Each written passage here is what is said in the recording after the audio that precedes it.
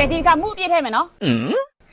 စမယ်3 2 1 action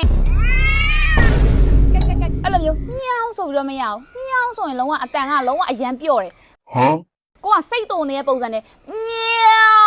င်းအဲ့လိုမျိုးအားနဲ့မှန်နဲ့អော်ရမှာဒီချက်မှတ်ထားနော်အားနဲ့မှန်နဲ့អော်မယ်နော်နှစ်ယောက်လုံးလုံးဝဒေါရထွက်နေတဲ့ပုံစံနဲ့ရန်တွေးမှရမယ်ကဲစမယ်နော်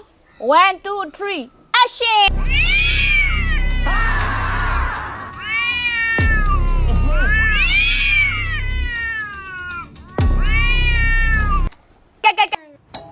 ကောင်းတယ်ဒီတစ်ခါတော်တော်ကောင်းတယ် shooting break မယ်နော်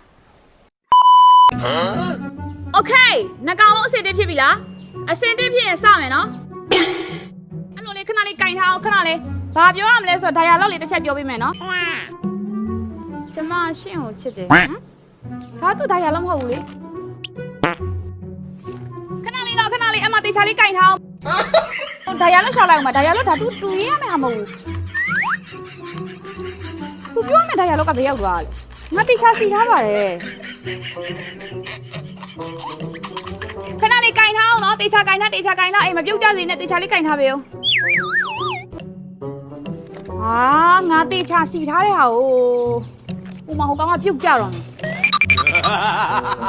အေးခဏနားမယ်နော်ဒီမှာငါdialogue ယူလာတာစောက်ကြီးကမားလာတယ်ဒီဟာမဟုတ်ဘူးနေအောင်ခဏလေးပြင်ရမယ်နော်ဆင်းရဲလိုက်哎呀妈逼的，细的啊！